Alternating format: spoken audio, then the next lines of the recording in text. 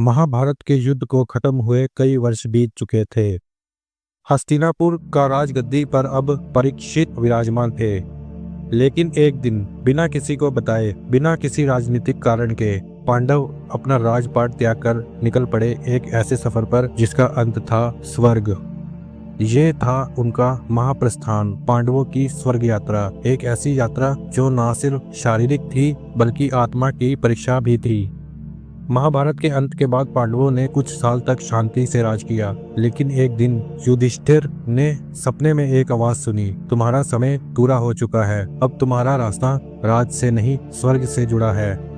युधिष्ठिर ने अपने भाइयों और द्रौपदी से कहा, अब समय आ गया है कि हम राज्याभोग त्याग कर ईश्वर के चरणों में चलें। बिना किसी विरोध के भीम, अर्जुन, नकुल, सहदेव और द्रौपदी ने इस निर्णय को स्वीकार किया। उन्होंने अपने रत्न से सजित वस्त्र उतार दिए, हाथों में दंड ले लिया और निकल पड़े उत्तर दिशा की तरफ, हिमालय की ओर, स्वर्ग के द्वार की तलाश में। ये सफर आसान नहीं था। बिना चप्पल, बिना भोजन के वो चले, राजकुमार नहीं साधक बनकर। उनके साथ था एक कुत्ता जो उनका अनुयायी बन गया। क्या वो एक साधारण कुत्ता था या कुछ और? इसका जवाब यात्रा के अंत में मिलेगा। जैसे जैसे उनका सफर आगे बढ़ा, उनकी परीक्षा शुरू हुई। सबसे पहले द्रौपदी गिर गई। भीम ने पूछा, द्रौपदी क्यों गिर गई? युधिष्ठिर ने शांत स्वर में कहा, उसने अर्जुन से ज्यादा प्रेम किया, इसीलिए वो स्वर्ग यात्रा के लायक नहीं बनी।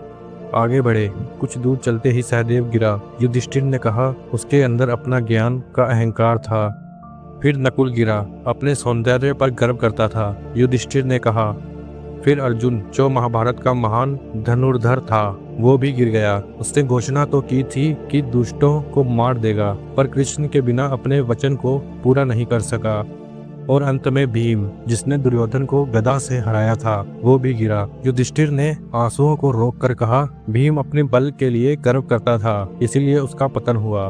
अंत में बचा सिर्फ युधिष्ठिर और वो कुत्ता। उन्होंने हिमालय के शिखर को पार किया और तब सामने आया इंद्र का साथ। इंद्र ने कहा, स्वर्ग के द्वार तुम्हारे लिए खुले हैं युधिष्ठिर, चलो मेरे साथ। लेकिन युधिष्ठिर ने कहा, मैं इस कुत्ते को छोड़कर नहीं जाऊंगा, ये मेरी यात्रा का साथी है। इंद्र बोले, ये कुत्ता स्वर्ग में नहीं आ सकता। युधिष्ठिर ने जवाब दिया, जिसने मेरी परीक्षा में मेरा साथ नहीं छोड़ा, उसे मैं कैसे छोड़ दूं? और तब उस कुत्ते का रूप बदल गया। वो था धर्म स्वरूप, युधिष्ठिर के पिता धर्मराज स्वयं। उन्होंने कहा, यह तुम्हारी अंतिम परीक्षा थी युधिष्ठिर, और तुम इसमें सफल हुए हो। युधिष्ठिर रथ पर बैठे और इंद्र के साथ स्वर्ग की ओर चले गए। लेकिन स्वर्ग पहुंचकर उन्होंने अपने भाइयों को वहां नहीं देखा, बस दुर्योधन था एक स्वर्ग में विराजमान। युधिष्ठिर ने गुस्से में इंद्र से पूछा, ये कैसा न्याय है? जो पापी थे वो स्वर्ग में है और मेरे भाई? तब उन्हें एक परीक्षा दी गई। उन्हें नर्क दिखाया गया, जहाँ उनके भाइयों की चीखें सुनाई दी। युधिष्ठिर ने कहा, मैं भी यही रहूंगा। अपने भाइयों के बिना स्वर्ग का क्या अर्थ? यह सुनकर स्वर्ग काल रूप तोड़ दिया गया। सब भ्रम था। युधिष्ठिर के भाई, द्रौपदी सब स्वर्ग में ही थे। ये थी पांडवों की स्वर्ग यात्रा, एक ऐसी यात्रा जो सिर्फ शरीर से नहीं, मन और अध्यात्म से भी जुड़ी थी।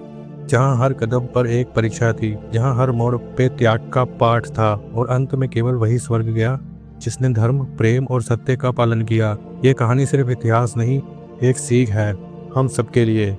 त्याग से बड़ा कुछ नहीं होता।